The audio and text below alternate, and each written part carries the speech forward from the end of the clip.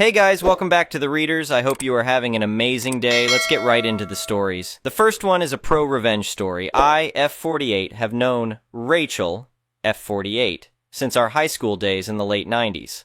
As long as I've known her, she's been obsessed with having 5 kids and living that perfect suburban life with a white picket fence. I distanced myself from her during college because she was always trying to use people to get ahead. She's manipulative and pushy in the worst ways. The thing that really gets to me is her fake, helpless act. Rachel does this ridiculous penguin waddle whenever she wants people to feel sorry for her.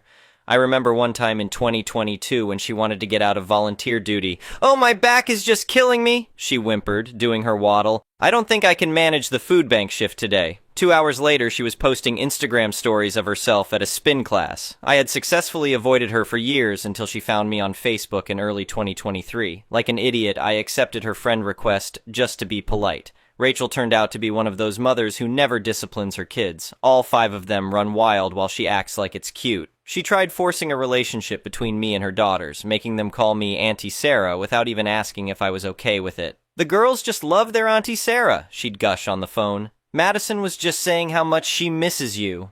I'd never even had a conversation with Madison. Then she started showing up at my workplace unannounced. "I was just in the neighborhood," she'd say, even though my office was 30 minutes from her house. When I set boundaries, she'd find ways around them. My husband Tom and I run a community outreach program that mainly serves the homeless population. We prefer helping strangers in genuine need rather than dealing with entitled people looking for handouts. The program operates from this beautiful farm owned by an elderly couple, the Hendersons. They've got this gorgeous barn, a reception venue, and sprawling green fields with an artificial lake where they keep some geese and ducks. Rachel's husband, Marcus, is basically a human doormat. She wore him down over the years with her demands. She was furious when he insisted she go back to work after their 3rd kid, even though he was already working 3 jobs to support them. Then she pulled her usual manipulation tactics to get pregnant with kids 4 and 5, even though Marcus was nearly 45 and worried about never being able to retire. "How could you deny me my dream?" she'd wail at him in public. "Don't you want me to be happy?" When Rachel discovered our community program, she latched on like a barnacle. She'd show up to every single event, usually with her kids in tow. One time we hosted a welcome party for new members at our house, and her kids ended up ransacking our bedroom while she chatted away downstairs. The real drama started when Rachel announced she was getting remarried. Apparently, Marcus had finally grown a spine and left her. She'd met some wealthy guy named Steve at church and gotten engaged after just 2 months. Rachel immediately started hinting that she wanted to use our venue for her wedding. She'd corner me after events, going on about how perfect the barn would be. I kept deflecting, reminding her that it wasn't actually our property to offer. Then she ambushed the Hendersons one Sunday after church. She brought her 5 kids and had them put on this whole performance about how much they loved the farm. Mrs. Henderson, being the sweet lady she is, felt pressured into agreeing. Rachel acted like she'd won the lottery. She started making these ridiculous demands, wanting to repaint the barn and remove all the farm equipment because it ruined the aesthetic. When the Hendersons refused, she threw a fit worthy of her kids. "But it's my special day," she screeched. "Don't you want it to be perfect?" The wedding planning became a nightmare. Rachel insisted on being involved in every aspect of our program's operations, claiming she needed to coordinate everything. She'd show up during food distribution and try to reorganize things her way. She even attempted to clean up the resident geese population by chasing them with a broom. The final straw came when she demanded we cancel all program activities for the entire week before her wedding. She wanted the place pristine for her photos. When I refused, she went straight to Mrs. Henderson and twisted my words around. Sarah said it would be fine. She lied. She agreed to help coordinate everything. I found out about this when Mrs. Henderson called to thank me for being so helpful. I had to awkwardly explain that Rachel was lying, which led to a very uncomfortable conversation. The day of the wedding arrived, and karma delivered beautifully. Rachel had insisted on having the ceremony by the lake, ignoring warnings about the territorial geese. She'd hired this fancy wedding planner who knew nothing about farm life and dismissed all our concerns. As Rachel started her dramatic walk down the aisle, doing her signature waddle in a dress that was way too tight, the geese decided they'd had enough. The entire flock, led by this massive gander we call Big Bob, came charging across the lawn. Rachel screamed and tried to run, but those spike heels sank right into the mud. She went down face first into a pile of goose droppings. Her pristine white dress was now green and brown, and her perfectly styled hair was full of mud and feathers. The best part? Her new husband, Steve, turned out to be not so wealthy after all. He'd been putting on a show to impress her, maxing out credit cards to maintain the facade.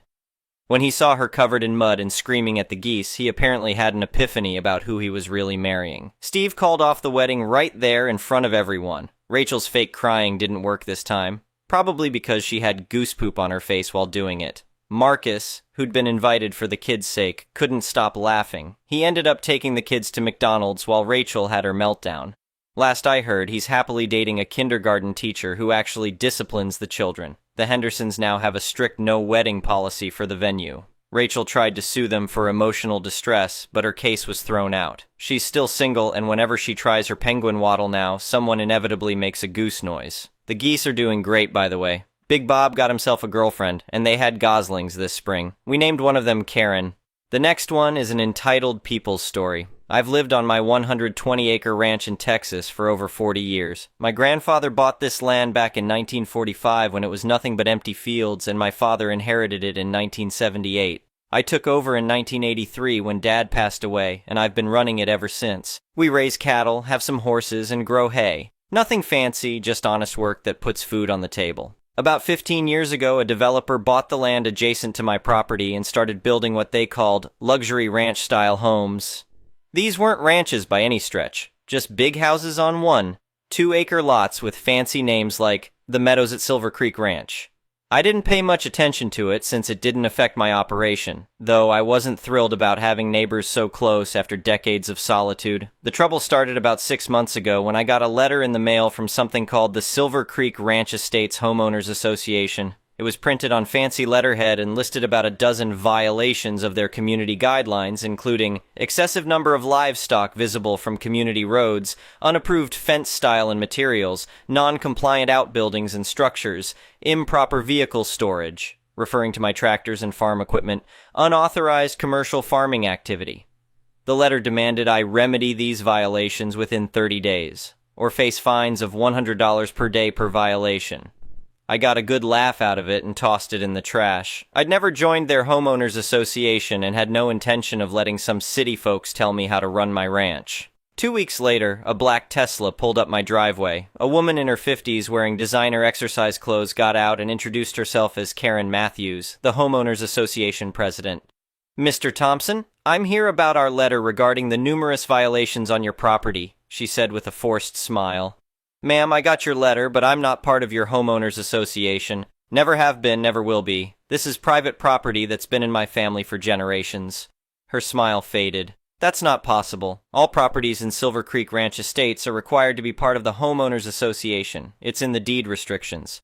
This isn't Silver Creek Ranch Estates, this is Thompson Ranch, and it was here long before your development existed. Now, if you'll excuse me, I have work to do." She pulled out her phone and started taking pictures of my property. "We'll see about that. You can expect to hear from our attorneys." True to her word, 2 days later I got a certified letter from some fancy law firm demanding I either comply with homeowners association rules or face legal action. I took this one more seriously and called my lawyer, Jim Preston. He's handled my affairs for 30 years and knows every inch of my property's legal status. "Don't worry about it, Dave," Jim said after reviewing the letter. "Your property predates their development by decades and was never incorporated into their homeowners association. They have zero authority over your land. I'll send them a response making that clear." Jim's letter seemed to quiet things down for a few weeks. Then one Saturday morning, I was out feeding the cattle when 3 police cars came roaring up my driveway with lights flashing. The officers got out with hands on their weapons. "Sir, step away from the vehicle," one ordered. I raised my hands. "What seems to be the problem, officers? We received reports of illegal commercial activity and code violations at this address. Do you have permits for these agricultural operations?" I had to laugh. "Officers, this is an active ranch that's been here for over 75 years. We're agricultural exempt and have all proper permits and licenses. Who called this in?" "The Homeowners Association president reported multiple violations and unauthorized business activities," he replied. I explained the situation and showed them my documentation. The senior officer shook his head in disgust. "Sorry to bother you, sir. Looks like this was a false report. We'll have a word with Mrs. Matthews about misusing emergency services." But the Homeowners Association wasn't done. Over the next few weeks, they called various authorities claiming I was running an illegal business. My animals were neglected. Completely false. I was violating zoning laws. My buildings were unsafe. I was polluting the watershed. Each time inspectors would come out, I'd show my permits and documentation and they'd leave satisfied, but it was eating up my time and starting to affect my operations. The final straw came when Karen and 2 other homeowners association board members showed up with a private security guard and attempted to place violation stickers on my equipment. I caught them in the act. "This is private property and you're trespassing," I informed them. "Leave now or I'm calling the sheriff." "We have every right to be here and enforce our community standards," Karen insisted. "This ugly equipment is decreasing our property values." I pulled out my phone and dialed the sheriff's office. "Your choice. Leave voluntarily or leave in handcuffs." They stormed off, but not before Karen shouted, "This isn't over. We'll make sure you comply one way or another." I'd had enough. The next day, I met with Jim and filed for a restraining order against the Homeowners Association board members and a civil lawsuit for harassment, trespassing, and abuse of process. I had documented every incident, including security camera footage of their trespassing. "They picked the wrong rancher to mess with," Jim said as he filed the paperwork. "Their entire legal position is nonsense. Your property rights are crystal clear." The Homeowners Association's lawyer tried to argue that because my property was now surrounded by their development, they had the right to enforce their standards on me. The judge literally laughed out loud. "Counselor, that's not how property rights work," she said. "The Thompson Ranch is a pre-existing property that was never party to your Homeowners Association agreements. You have absolutely no authority over this land or its owner's activities." She granted my restraining order and allowed my civil suit to proceed. When the Homeowners Association's lawyer saw our evidence of their systematic harassment and false reports, he practically begged to settle. In the end, they agreed to pay $50,000 in damages plus my legal fees, issue a formal written apology, record legal documents acknowledging they have no authority over my property, remove all references to my ranch from their Homeowners Association materials. Karen and 2 other board members were forced to resign. The new Homeowners Association president, a retired rancher who actually understands agriculture, sent me a personal apology and promised there would be no further issues. I donated most of the settlement money to the local 4-H club to help kids learn about farming and ranching. Seemed fitting to use their money to promote the kind of activities they tried to stop. These days, things are peaceful again. The Homeowners Association keeps to their side of the fence, and I keep to mine. Some of the neighbors even started buying eggs and produce from me once they realized I wasn't the problem their former Homeowners Association president made me out to be. Last week, I saw Karen at the grocery store. She turned red and practically ran down another aisle to avoid me. I just tipped my hat and smiled. There's a satisfaction in standing your ground when you know you're right. My grandfather used to say, "Son, a man's property rights are sacred. Don't let anyone push you around on your own land." I think he'd be proud of how this turned out. The funny thing is, all this hassle actually helped my business. The story made the local paper, and now I have more customers than ever wanting to buy that rancher's products who stood up to the Homeowners Association. Even got a few offers to sell the land for development. Politely declined those, of course. This land's not for sale at any price. I still run my ranch the same way I always have, raising cattle and growing hay, just like my father and grandfather did. The only difference is the new no trespassing signs are a bit fancier, with my lawyer's phone number prominently displayed. Haven't had to use them, though. Amazing how a decisive legal victory can change people's attitudes. Update. 1 year later. I figured I should share how things developed since the Homeowners Association incident, as there have been some interesting twists and turns that really showed the impact of standing your ground. About 3 months after the settlement, I discovered Karen hadn't quite learned her lesson. She'd moved out of Silver Creek Ranch Estates, but was still trying to cause trouble. She started a Facebook group called Stop Rural Business Encroachment, and was posting misleading photos of my property, claiming I was industrializing the neighborhood. My lawyer Jim caught wind of this because his daughter saw the posts. "Dave, this is a clear violation of the settlement agreement's non-disparagement clause," he said. "Want me to handle it?" I gave him the green light, and within 24 hours, Karen was facing a $25,000 penalty as specified in our settlement agreement. She quickly deleted the group and issued another public apology. This time, I think it finally sunk in that her harassment would cost her every time. But here's where it gets interesting. The publicity from all this drama caught the attention of our state representative, who was working on legislation to protect agricultural properties from predatory homeowners association practices. He asked me to testify at a committee hearing about my experience. I'm not much for public speaking, but some things are worth stepping out of your comfort zone for.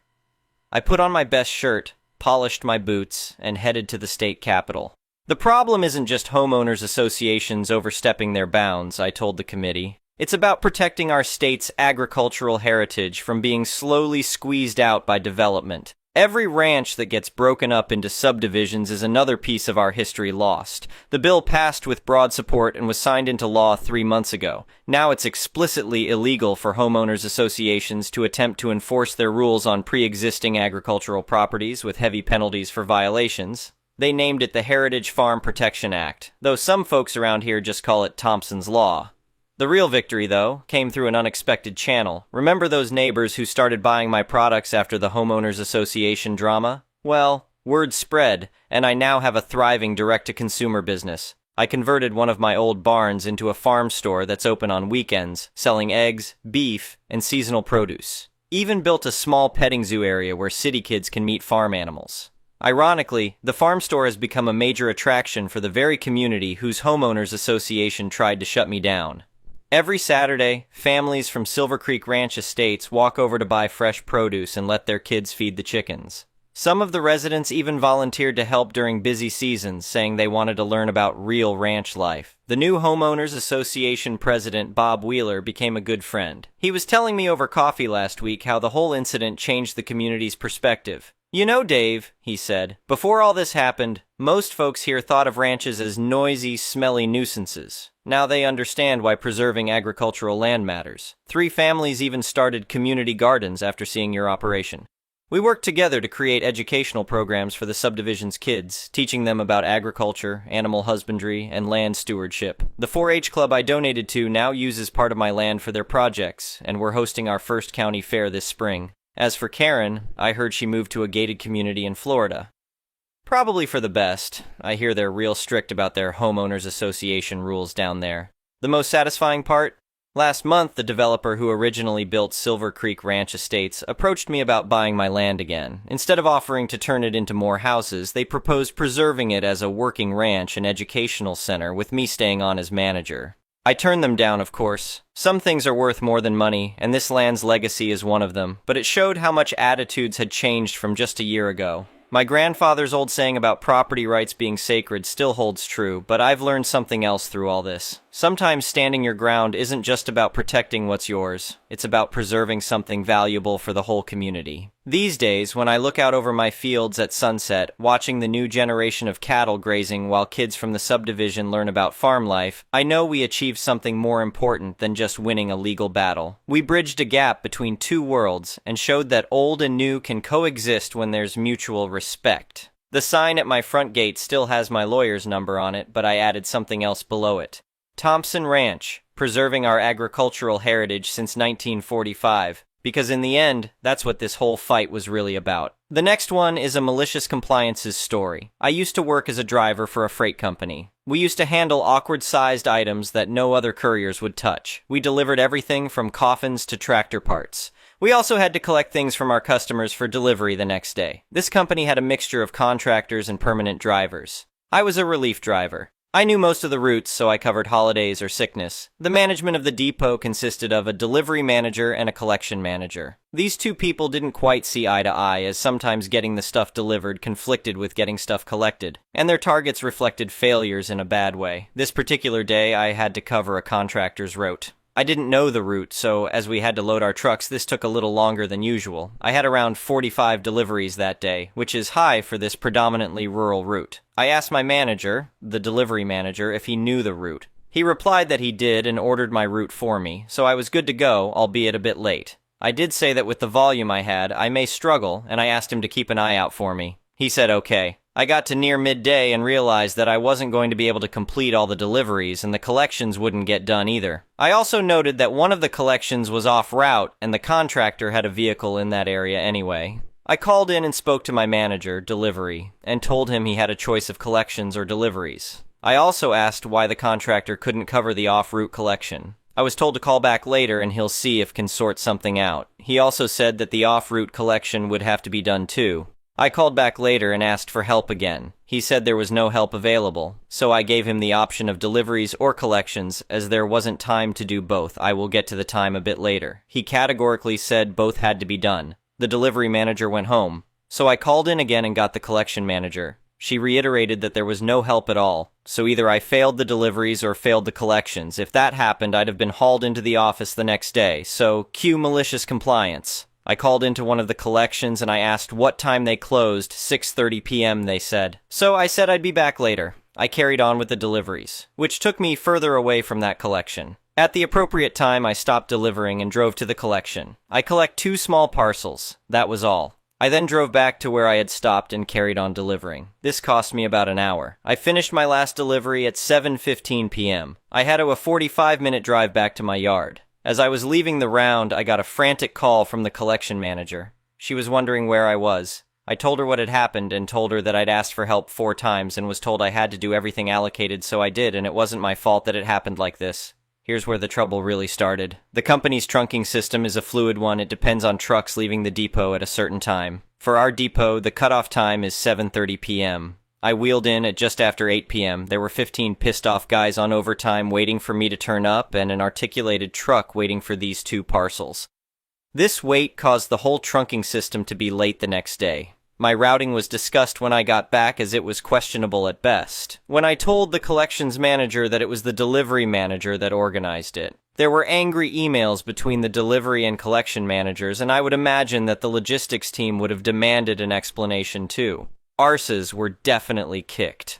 The next day, no one said a word. I wasn't on that route, and going forward, well, for a little while, they either helped when I asked or didn't get me to do as much. Also, as I had exceeded legal driving time, they had to make sure I went home early for a few days, so a bit of a win there. The biggest trouble these guys had was they always assumed that the drivers were after an easy day, and even when presented with the evidence assumed that you were still trying to be fly. This time it bit them badly. Thank you for watching. I would really appreciate it if you could like the video and subscribe to our channel if you haven't already. We'll see you again tomorrow.